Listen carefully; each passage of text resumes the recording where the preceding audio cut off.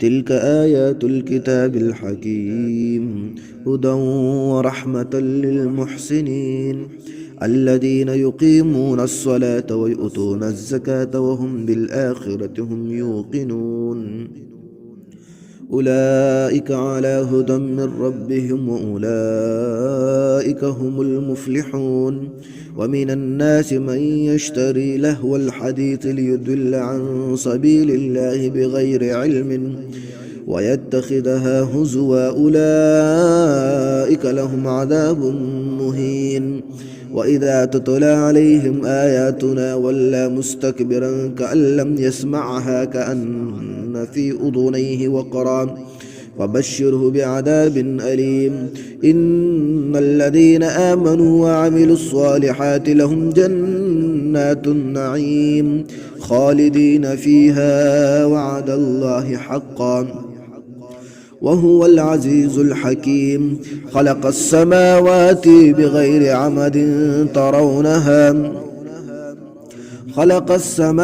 بغير عمد ترونها وألقى في الأرض رواسي أن تميد بكم وبث فيها من كل دابة وأنزلنا من السماء ماء فأنبتنا فيها من كل زوج كريم هذا خلق الله فأروني ماذا خلق الذين من دونه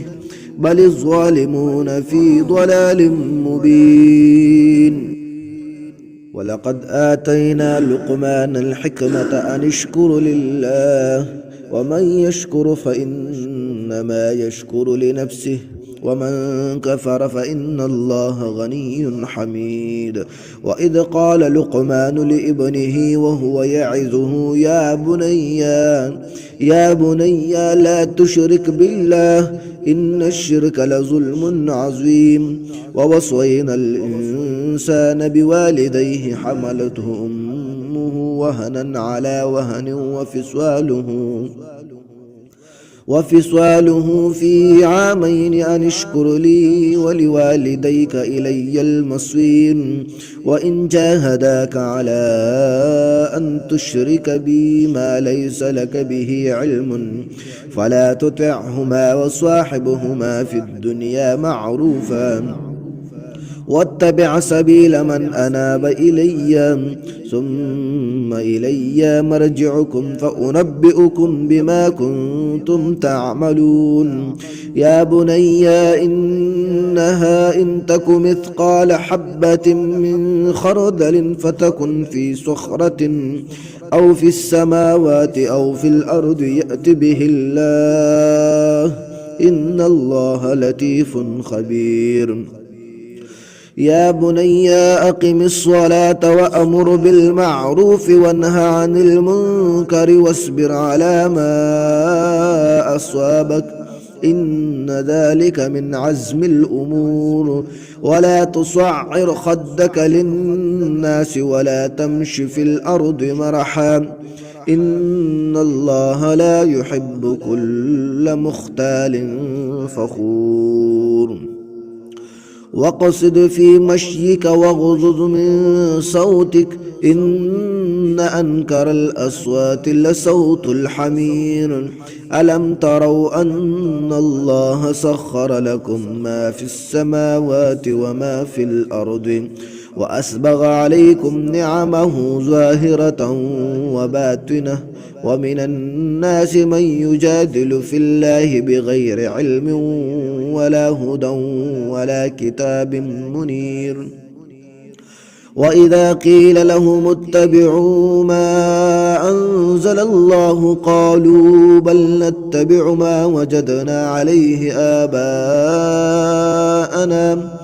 أولو كان الشيطان يدعوهم إلى عذاب السعير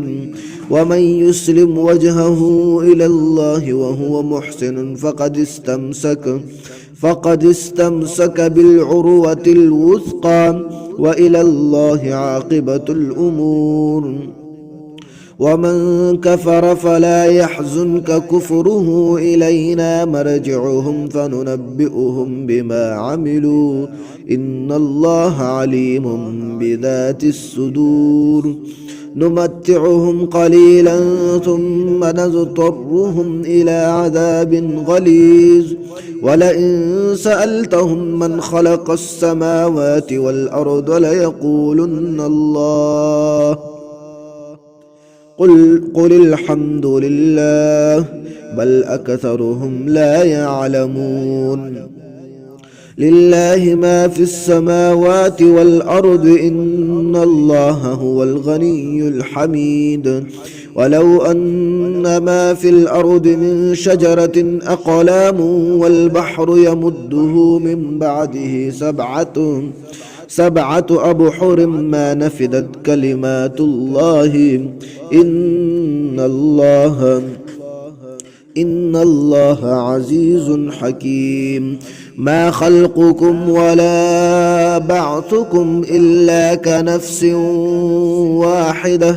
إن الله سميع بصير ألم تر أن الله يولج الليل في النهار ويولج النهار في الليل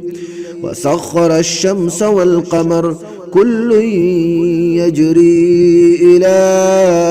أجل مسمى وأن الله بما تعملون خبير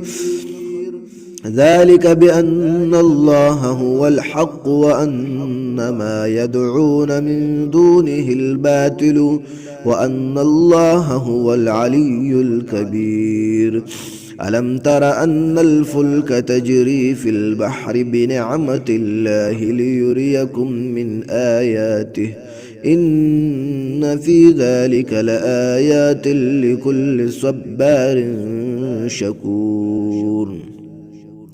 وإذا غشيهم موج كالظلل دعوا الله مخلصين له الدين فلما نجاهم إلى البر فمنهم مقتصد وما يجحد بآياتنا إلا كل ختار كفور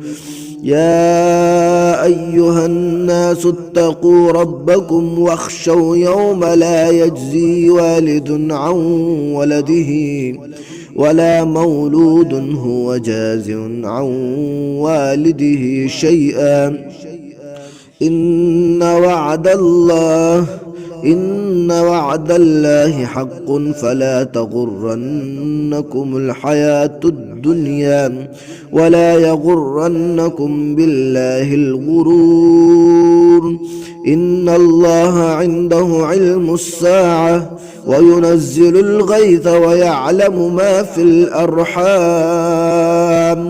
إن الله عنده علم الساعة وينزل الغيث ويعلم ما في الأرحام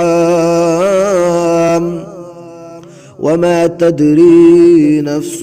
ماذا تكسب غدا وما تدري نفس بأي أرض